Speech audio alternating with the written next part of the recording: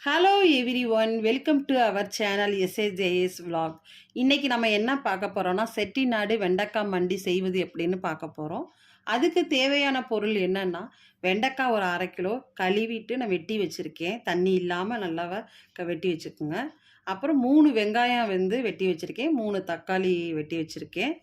இப்ப அத வெண்டைக்காவ நம்ம வதக்குறதுக்காக ஒரு கடாயில நான் ஒரு 2 டேபிள் ஸ்பூன் எண்ணெய் ஊத்தி, இப்ப நம்ம வெண்டைக்காவ அதில போட்டு நல்லா வளவளப்பு தன்மை இல்லாத அளவுக்கு நம்ம வதக்கி எடுத்துக்கணும். அதில கொஞ்சோண்டு உப்பு மட்டும் போட்டுக்குங்க. இந்த மாரி நம்ம வதக்கி எடுத்துக்கிட்டா, அந்த வளவளப்பு தன்மை நம்மளுக்கு இருக்காது. இதே வெண்டைக்காய் பொரியல் செய்வதா இருந்தாலும், நம்மளுக்கு நீங்க இதே மாரி மெத்தட்லயே செய்யுங்க. வதக்கிட்டு செஞ்சீங்கன்னா, இன்னும் அந்த வளவளப்பு கொல கொலன்னு வராது. நம்மளுக்கு இந்த வெண்டைக்காவும் உடையாது நம்மளுக்கு. இப்ப இது செய்றதுக்காக ஒரு கடாயை வச்சு, அதில ஒரு 3 டேபிள் ஸ்பூன் எண்ணெய் ஊத்திக்கிங்க. 1 டேபிள் ஸ்பூன் கடுகு, உளுந்து தாளிக்க போட்டுக்குங்க. 1 டேபிள் ஸ்பூன் சோம்பு போட்டுக்குங்க.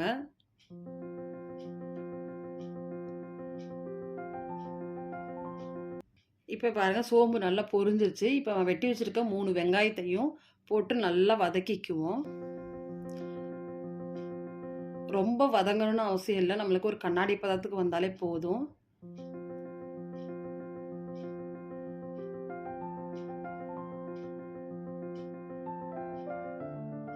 இப்ப மூடி வச்சுருவோம். நல்லா வதங்கட்டும். இப்ப நம்ம பாருங்க, அந்த வதக்குறதுக்காக வச்சிருந்ததுல பாருங்க நல்லா வதக்கிக்குவோம். கருக விட்டுறாம கொஞ்சம் நல்லா வதக்கிக்குங்க. இந்த மாரி வதக்கையில ரொம்ப நல்லாருக்கும். வளவளப்பு தன்மை இல்லாம வெண்டைக்காய் உடையாது. இப்ப பாருங்க வெங்காயம் நம்மளுக்கு வதங்குது. நல்லா கிண்டி விட்டுக்குங்க அப்பைக்கப்ப, இல்லன்னா அடி பிடிச்சிரும்.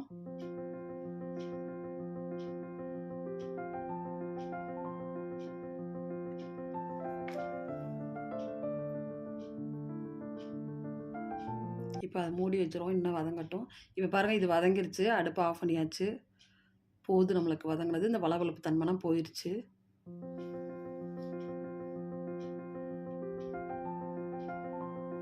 இப்ப பாருங்க வெங்காயமும் நல்லா வதங்கிருச்சு. இப்ப இதில 1 டேபிள் ஸ்பூன் மொளகாத்தூள் போட்டுக்கிட்டீங்கன்னா, கொஞ்சம் கலர் குடுக்கும். எண்ணெயில போட்டு வதக்கிக்கங்க.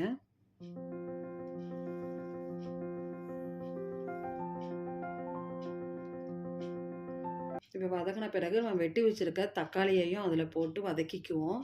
நல்லா தக்காளி மசியட்டும். இப்ப அதுக்கு தேவையான அளவு உப்பு கொஞ்சம் போட்டுக்குவோம். அப்பதான் கொஞ்சம் சீக்கிரம் நம்மளுக்கு வதங்கும்.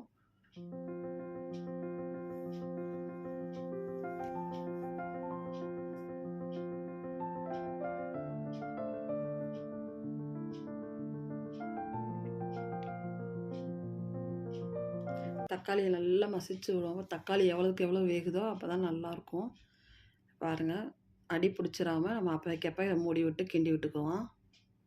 இப்ப நம்ம வதக்கி வச்சிருக்க அந்த வெண்டைக்காவையும் அதிலேயே போட்டுக்குவோம்.